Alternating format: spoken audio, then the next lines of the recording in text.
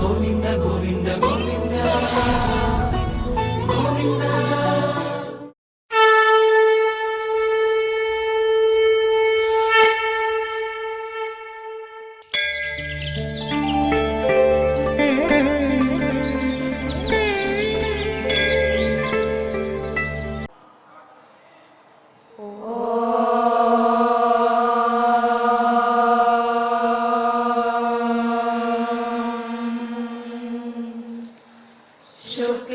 शुक्लाम्बरधरं विष्णुं शशिवर्णं चतुर्भुजं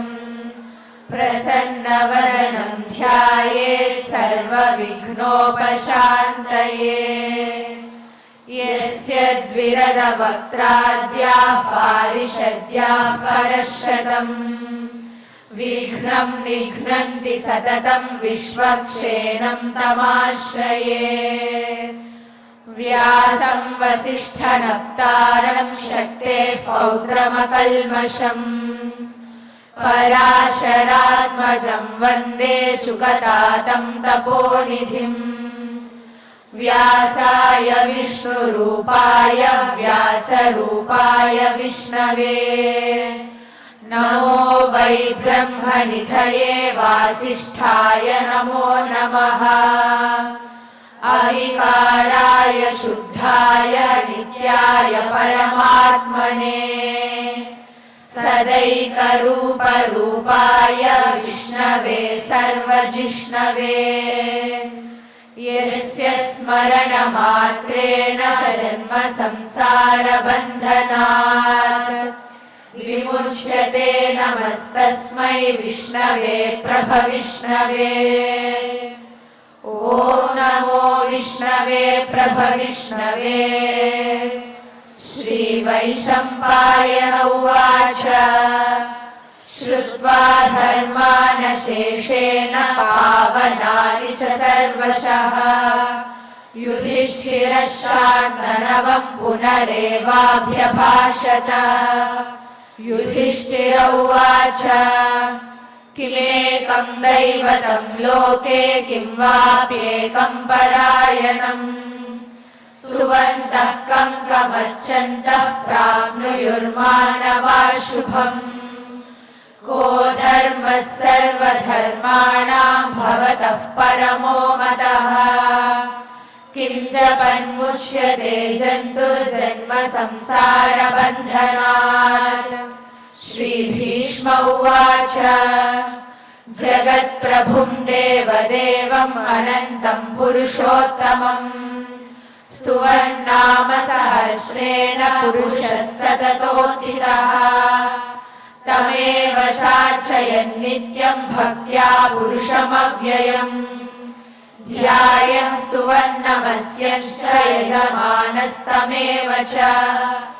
अनादिनिधनं विष्णुं सर्वलोकमहेश्वरम् लोकाध्यक्षं स्तुवन्नित्यं सर्वदुःखादिगो भवेत्। ब्रह्मण्यं सर्वधर्मज्ञं लोकानां कीर्तिवर्धनम्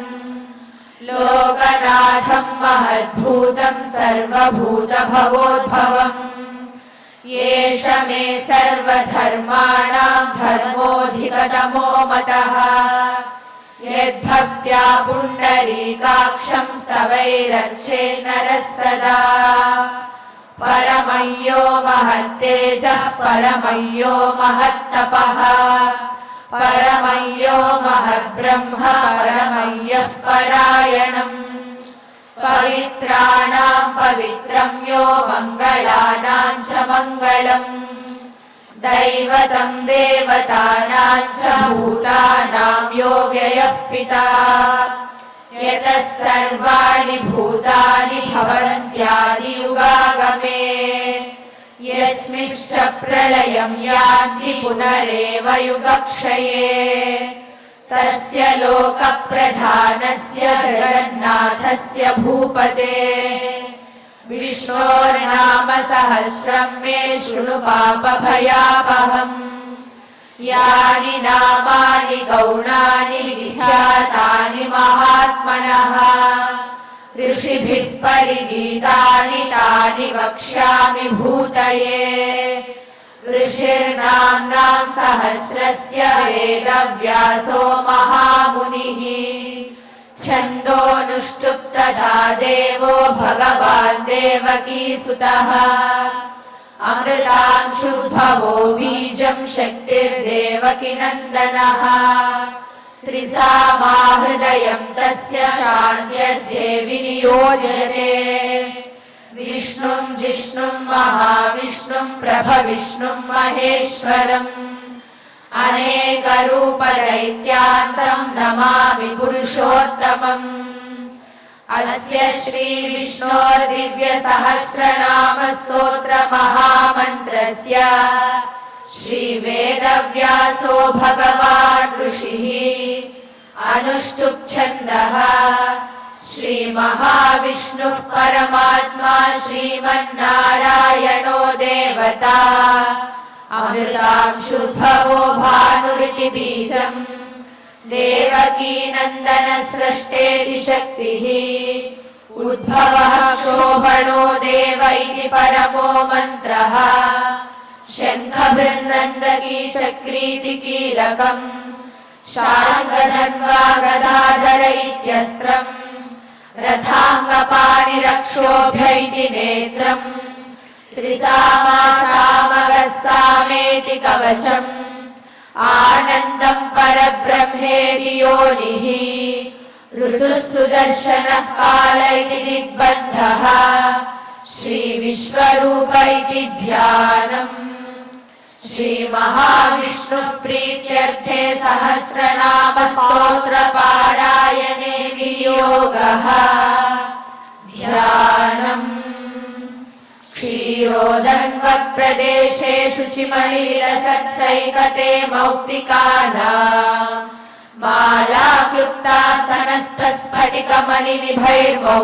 मालाक्लुप्तासनस्थस्फटिकमणिनिभैर्मौक्तिकैर्मण्डिताङ्गः शुभ्रैरभ्रैरदभ्रैरुपरि विरचितैर्मुक्तपीयूषवर्षैः आनन्दीनः पुनीयादरिनलिनगदा शङ्खपाणिर्मुकुन्दः भूपादौ यस्य नाभिर्वियदसुरनिलश्चन्द्रसूर्यौ च नेत्रे कर्णावासा शिरोद्यौर्मुखमपि दहनो यस्य वास्तेयमब्धिः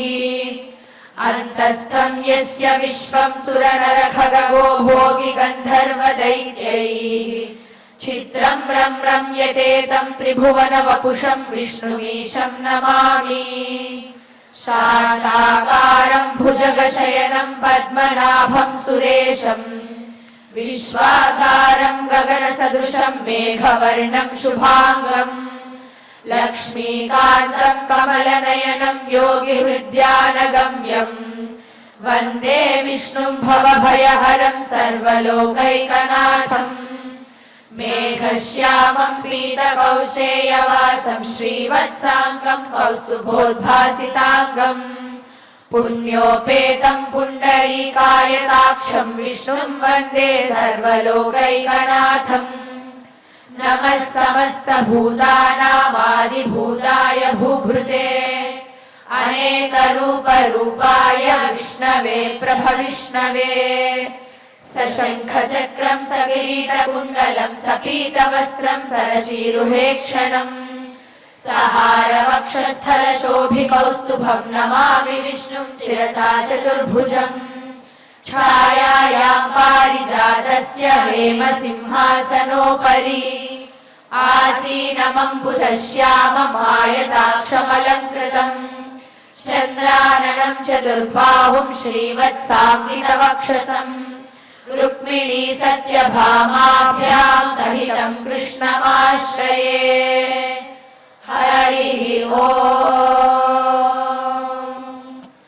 विश्वं विष्णुर्वषट्कारो भूतभव्यभवत्प्रभुः भूतकृद्भूतभृद्भावो भूतात्मा भूतभावनः पूतात्मा परमात्मा च मुक्तानां परमागतिः अव्ययः पुरुषः साक्षी क्षेत्रज्ञोऽक्षर एव च योगो योगविदां नेता प्रधानपुरुषेश्वरः नारसिंह नरसिंहवपुः श्रीमान् केशवः पुरुषोत्तमः सर्वः सर्वः शिवस्थाणुर्भूतादिर्निधिरव्ययः सम्भवो भावनो भर्ता प्रभवः प्रभुरीश्वरः स्वयंभू शम्भुरादित्यः पुष्कराक्षो महास्वनः अनादिनिधनो धाता विधाता धातुरुत्तमः अप्रमेयो ऋषिकेशः पद्मनाभो मरप्रभुः विश्वकर्मा मनुस्त्वष्टा स्तविष्टस्तविरो ध्रुवः अग्राह्यः शाश्वतः कृष्णो लोहिताक्षः प्रदर्शनः प्रभूतस्थितबुद्धाम पवित्रं मङ्गलं परम् ईशानः प्राणदः प्राणो ज्येष्ठः श्रेष्ठः प्रजापतिः हिरण्यगर्भो भूगर्भो माधवो मधुसूदनः ईश्वरो विक्रमी धन्वी मेधावी विक्रमक्रमः अनुत्तमो दुरादर्शः कृतज्ञः कृतिरात्मवान् सुरेशः शरणं शर्म विश्वरेता प्रजाभवः अहः संवत्सरो व्यालः प्रत्ययः सर्वदर्शनः अजः सर्वेश्वरः सिद्धः सिद्धिः सर्वादिरच्युतः वृषा कपिरमेयात्मा सर्वयोगविनिश्रुतः वसुर्वसुमना सत्यः समात्मा संवितः समः अमोघः पुण्डरीकाक्षो वृषकर्मा वृषाकृतिः रुद्रो बहुशिरा बभ्रुर्विश्वयोनिःशुचिश्रवाः अमृतः शाश्वतस्थाणुर्वरारोहो महातपाः सर्वगः सर्वविद्भानुर्विश्वक्सेनो जनार्दनः वेदो वेदविदव्यङ्गो वेदाङ्गो वेदवित्कविः लोकाध्यक्षः सुराध्यक्षो धर्माध्यक्षः कृताकृतः चतुरात्मा चतुर्व्यूहश्चतुर्दंष्टश्चतुर्भुजः भ्राजिष्णुर्भोजनं भोक्ता सहिष्णुर्जगदाधिजः अनघो विजयो जेता विश्वयोनिः पुनर्वसुः उपेन्द्रो वामनः प्रांशुरमोघः शुचिरूर्जितः अतीन्द्रः सङ्ग्रहः सर्गो धृतात्मा नियमो यमः वेद्यो वैद्यः सदा योगी वीरः माधवो मधुः अतीन्द्रियो महामायो महोत्साहो महाबलः महाबुद्धिर्महावीर्यो महाशक्तिर्महाद्युतिः अनिर्देश्य वपुः श्रीमानमेयात्मा महाधृधृत् महेश्वासो महीभर्ता श्रीनिवासः सताङ्गतिः सनिरुद्धः सुरानन्दो गोविन्दो गोविदाम्पतिः मरीचिर्दमनोहंसः सुपर्णो भुजगोत्तमः हिरण्यनाभः सुतपाः पद्मनाभः प्रजापतिः अमृतः सर्वदृक्सिंहः सन्धाता सन्धिमान् स्थिरः अजो दुर्वर्षणः शास्ता विशुलात्मा सुरारिः गुरुर्गुरुतमो धामः सत्यः सत्यपराक्रमः निमिषो निमिषस्रग्वी वाचस्पतिरुदारधीः अग्रणीर्ब्राह्मणी श्रीमान् न्यायो नेता समीरणः सहस्रमूर्धा विश्वात्मा सहस्राक्षः सहस्रपात् आवर्तनो निवृत्तात्मा संवृतः सम्प्रवर्धनः अहः संवर्तको वह्निरनिलो धरणीधरः सुप्रसादः प्रसन्नात्मा विश्वधृग्विश्वभुग्विभुः सत्कर्ता सत्कृतः साधुर्जह्नुर्नारायणो नरः असंख्येयो प्रमेयात्मा विशिष्टः शिष्टभृच्छुचिः सिद्धार्थः सिद्धसङ्कल्पः सिद्धिदः सिद्धिसाधनः वृषाही वृषभो विष्णुर्वृषपर्वा वृषोदरः वर्धनो वर्धमानश्च विविक्तश्रुतिसागरः सुभुजो दुर्धरो वाग्मी महेन्द्रो वसुदो वसुः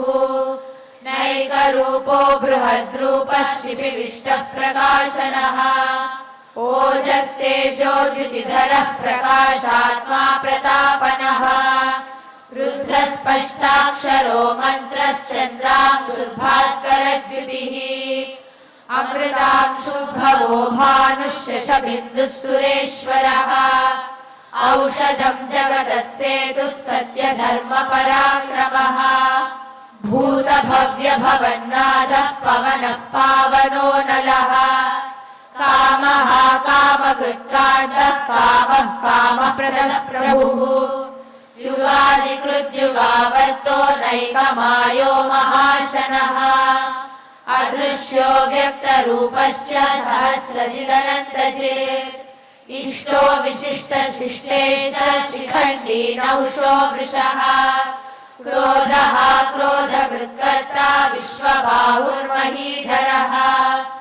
अच्युतः प्रथितः प्राणः प्राणदो वासवानुजः अपां प्रमत्तः प्रतिष्ठितः स्कन्दः स्कन्दधरो धुर्यो वरदो वायुवाहनः वासुदेवो बृहद्भानुरादिदेवः पुरन्दरः अशोकस्तारणस्तारः शूरः शौर्यजनेश्वरः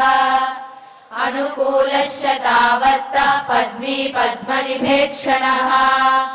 पद्मनाभोरविन्दाक्षः पद्मगर्भः शरीरभृत् महर्षिरुद्धो वृद्धात्मा महाक्षो गरुडध्वजः अतुलः शरभो भीमः समयज्ञो हविर्हरिः सर्वलक्षणलक्षण्यो लक्ष्मीवान् समितिञ्जयः विक्षरो रोहितो मार्गो हेतुर्दामोदरः सहः महीधरो महाभागो वेगवानमिताशनः उद्भवः शोभनो देवः श्रीगर्भः परमेश्वरः करणं कारणं कर्ता विकर्ता गहनो गुहः व्यवसायो व्यवस्थानः संस्थानस्थानदो ध्रुवः परधिर्परमस्पष्टः तुष्टः पुष्टसुभेक्षणः रामो विरामो विरजो मार्गो नेयो नयो नयः वीरशक्तिमतां श्रेष्ठो धर्मो धर्मविदुत्तमः वैकुण्ठः पुरुषः प्राणः प्राणदः प्रणवः पृथुः हिरण्यगर्भः शत्रुघ्नो व्याप्तो वायुरधोक्षजः ऋतुः सुदर्शनः कालः परमेष्टि परिग्रहः उग्रः संवत्सरो दक्षो विश्रामो विश्वदक्षिणः विस्तारस्थावरस्थावरप्रमाणं बीजमव्ययम् अर्थोऽनर्थो महाकोशो महाभोगो महाधनः अनिर्विण्णस्थविष्टो भूधर्मयूपो महामखः नक्षत्रनेमिर्नक्षत्री क्षमः क्षामः समीहनः यज्ञयुज्यो महेज्यश्च क्रतुः सत्रं सताङ्गतिः सर्वदर्शी निवृत्तात्मा सर्वज्ञो ज्ञानमुत्तमम् सुहृदः सुमुखः सूक्ष्मः सुघोषः सुखदः सुहृत् मनोहरोजितक्रोधो वीरबाहुर्विदारणः स्वापनस्ववशो व्यापी नैकात्मा नैककर्मकृत् वत्सलो वत्सलो वत्सी रत्नगर्भो धनेश्वरः धर्मकृद्धर्मी सदसक्षरमक्षरम् अविज्ञाता सहस्रांशुर्विधाता कृतलक्षणः गभस्तिनेमि सस्वस्था सिंहो भूतमहेश्वरः आदिदेवो महादेवो देवेशो देवभृद्गुरुः उत्तरो गोपतिर्गोप्ता ज्ञानगम्यः पुरातनः शरीरभूतभृद्भोक्ता कपीन्द्रो भूरिदक्षिणः सोमपोमृतपः सोम पुरुजित्पुरुषत्तमः विनयो जयः सत्यसन्धो दाशारः शाश्वतापतिः जीवो विनयिता साक्षी मुकुन्दोऽमितविक्रमः अम्भो निधिरनन्तात्मा महोदधिशयोऽन्तकः अजो महार्हस्वाभाव्योजितामित्रप्रमोदनः आनन्दो नन्दनो नन्दः सत्यधर्मात्रिविक्रमः महर्षि कपिलाचार्य कृतज्ञो मेदिनीपतिः त्रिपदस्त्रिदशाध्यक्षो महाशृङ्गः कृतान्तकृत् महावराहो गोविन्दः सुषेणः कनकाङ्गदी गुह्यो गभीरो गहनो गुप्तश्चक्रगदाधरः वेदास्वाङ्गोजितः कृष्णो दृढः सङ्कर्षणोच्युतः वरुणो वारुणो वृक्षः पुष्कराक्षो महामनाः भगवान् भगहानन्दी वनमाली हलायुधः आदित्यो ज्योतिरादित्यः सहिष्णुर्गतिसत्तमः सुधन्वा खण्डपरशुर्दारुणो द्रविणप्रदः दिवि स्पृक्सर्वदृग्व्यासो वाचस्पतिरयो निजः त्रिसामासामगः सामनिर्वाणम् भेषजम्भिषक् सन्न्यासकृच्छमश्चातो निष्ठा शान्तिः परायणम् शुभाङ्गशान्तिरस्रष्टा कुमुदः कुवलेशयः गोहितो गोपतिर्गोप्ता वृषभाक्षो वृषप्रियः अनिवर्ती निवृत्तात्मा संक्षेप्ता क्षेमकृच्छिवः श्रीवत्सवक्षा श्रीवासः श्रीपतिः श्रीमताम्बरः श्रीधः श्रीशः श्रीनिवासः श्रीनिधिः श्रीविभावनः श्रीधरः श्रीकरः श्रेयः श्रीमान् लोकत्रयाश्रयः स्वक्षस्वङ्गश्रतानन्दो नन्दिर्ज्योतिर्गणेश्वरः विजितात्मा विधेयात्मा सत्कीर्तिश्चिन्न संशयः उदीर्ण सर्वतश्चक्षुरणीशः शाश्वतस्थिरः भूषयो भूषणो भूतिर्विशोकः शोकनाशनः अर्चिष्मानर्चितः कुम्भो विशुद्धात्मा विशोदनः अनिरुद्धो प्रतिरथः प्रद्युम्नोमितविक्रमः कालनेमिनिः वीरः शौरिः शूरजनेश्वरः त्रिलोकात्मा त्रिलोकेशः केशवः केशिहा हरिः कामदेवः कामपालः कामीकान्तः कृतागमः अनिर्देश्य वपुर्विष्णुर्वीरो नन्दो धनञ्जयः ब्रह्मण्यो ब्रह्मकृत् ब्रह्मा ब्रह्म ब्रह्मविवर्धनः ब्रह्मविद्ब्राह्मणो ब्रह्मी ब्रह्मज्ञो ब्राह्मणप्रियः महाक्रमो महाकर्मा महातेजा महोरगः महाक्रतुर्महायज्वा महायज्ञो महाहविः स्तव्यस्तव प्रियस्तोत्रम् स्तुतिस्तोतारणप्रियः पूर्णः पूरयिता पुण्यः पुण्यकीर्तिरनामयः मनोजवस्तीर्थकरो वसुरेता वसुप्रदः वसुप्रदो वासुदेवो वसुर्वसुमनाहविः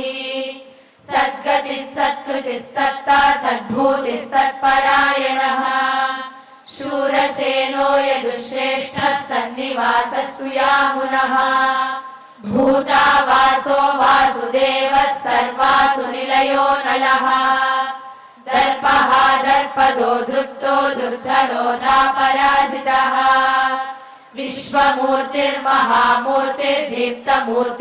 विश्वमूर्तिर्महामूर्तिर्दीप्तमूर्तिरमूर्तिमान् अनेकमूर्तिरव्यक्तः शतमूर्तिः शताननः एको नैकस्तवः कः किं यत्तत्पदमनुत्तमम् लोकबन्धुर्लोकनाथो माधवो भक्तवत्सलः सुवर्णवर्णो हेमाङ्गो वराङ्गश्चन्दनाङ्गदी द्रौपदी वीरः विषमशून्यो घृताशीरचलश्चलः अमानी मानदो मान्यो लोकस्वामी त्रिलोकधृत् सुमेधा मेधजो धन्यः सत्यमेधाधराधरः तेजो वृषोद्युतिधरः सर्वशस्त्रभृताम्बरः प्रग्रहो निग्रहो व्यग्रो नैकशृङ्गो गदाग्रजः चतुर्मूर्तिश्चतुर्बाहुश्चतुर्व्यूहश्चतुर्गतिः चतुरात्मा चतुर्भावश्चतुर्वेदमिदेकपात् समावर्तो निवृत्तात्मा दुर्जयो दुरतिक्रमः दुर्लभो दुर्गमो दुर्गो दुरावासो दुरारिः शुभाङ्गो लोकसारङ्गः सुतन्तुस्तन्तुवर्धनः इन्द्रकर्मा महाकर्मा कृतकर्मा कृतागमः उद्भवः सुन्दरः सुन्दो रत्ननाभः सुलोचनः अर्को वाजसनः शृङ्गी जयन्तः सर्वविजयी सुवर्णबिन्दुरक्षोभ्यः सर्ववागीश्वरेश्वरः महाह्रदो महागर्तो महाभूतो महानिधिः कुमुदः कुन्दरः कुन्दः पर्जन्यः पावनोन्निलः अमृतासोऽमृतवपुः सर्वज्ञः सर्वतोमुखः सुलभः सुहृदः सिद्धः शत्रुजिच्छत्रुतापनः न्यग्रोधो दुर्बलो श्रद्धः चाणूरान्ध्रनिषूदनः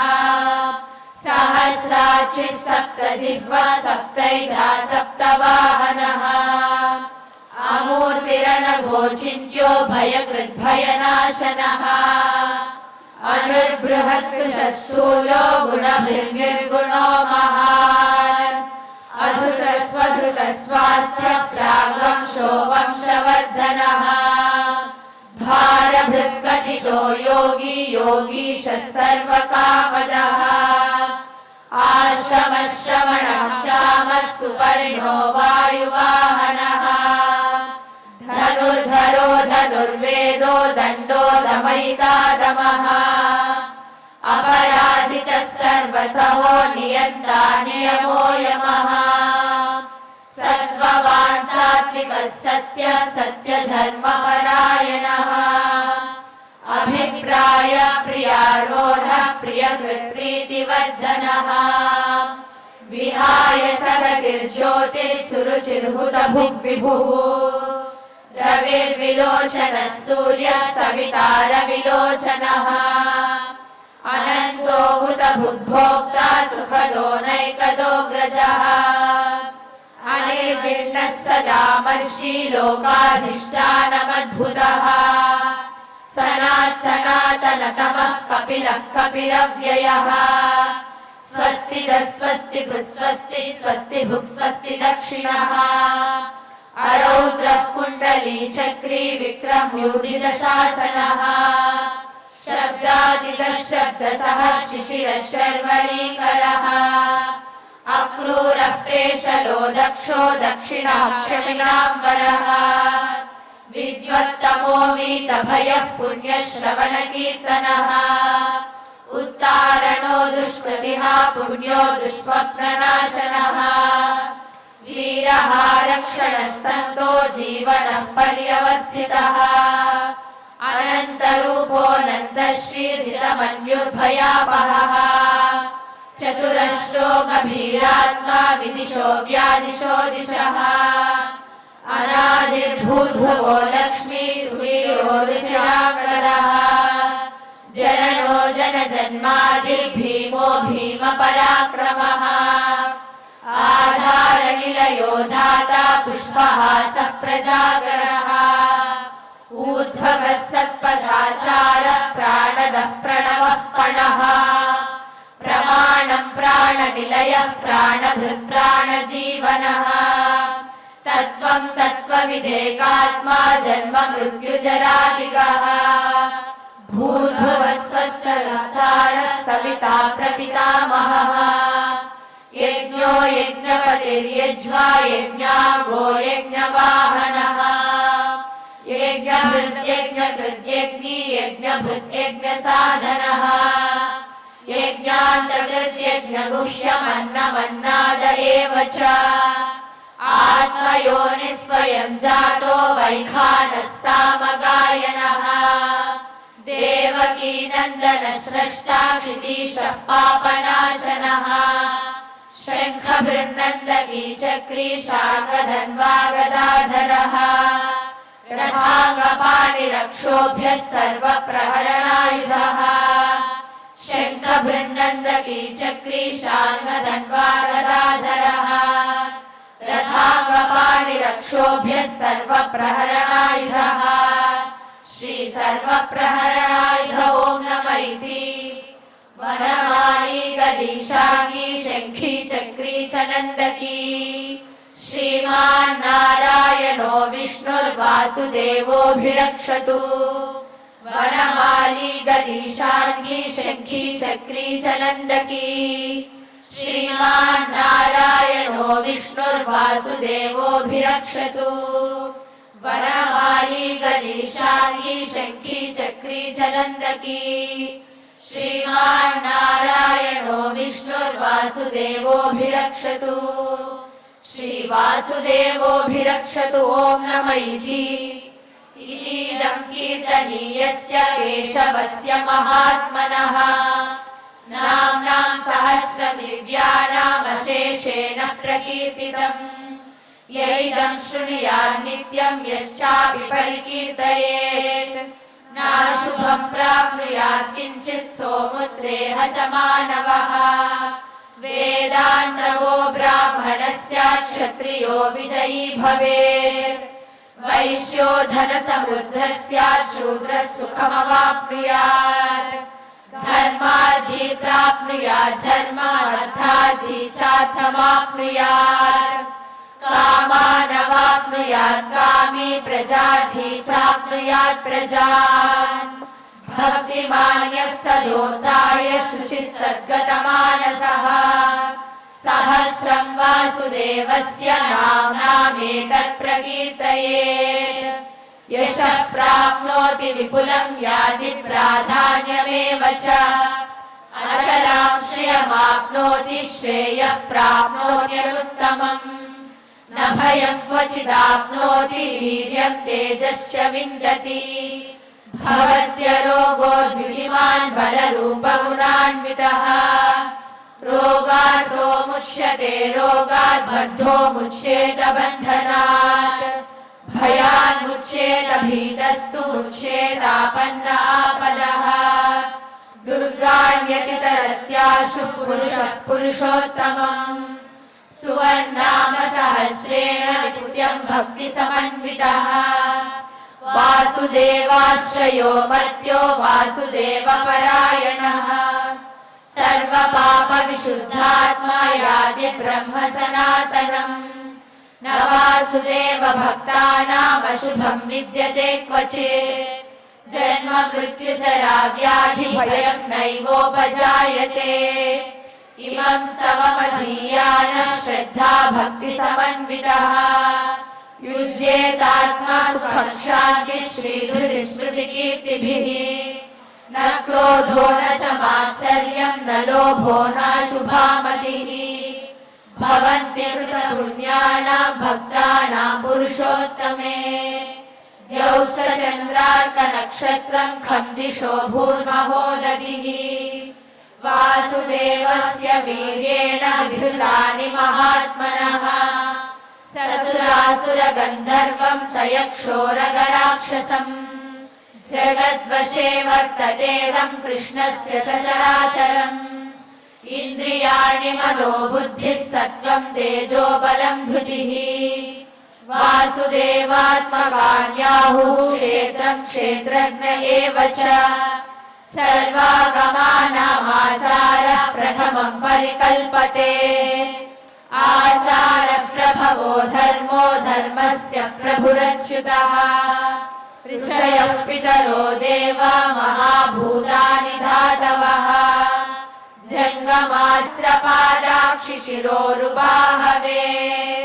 सहस्रनाम्ने पुरुषाय शाश्वते सहस्रकोटियुगधारिणे नमः।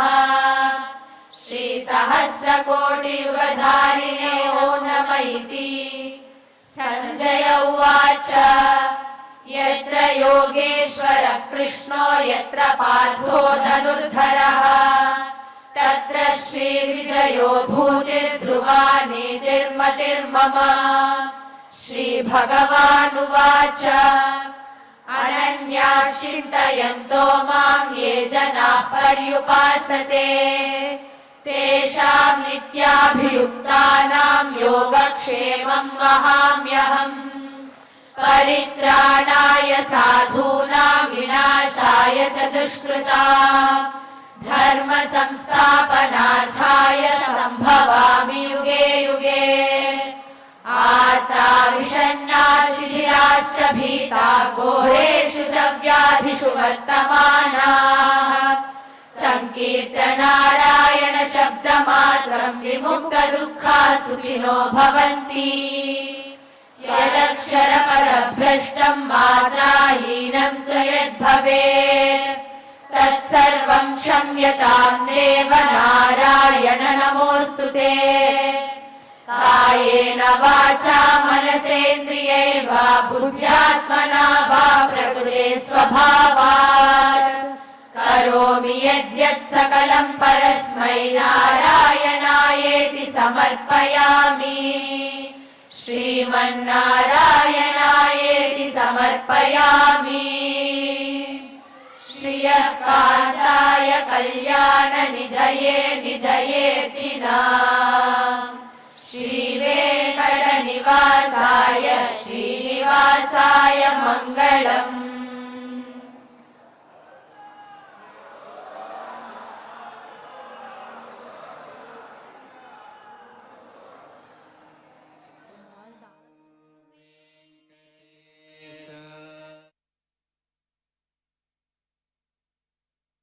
ॐ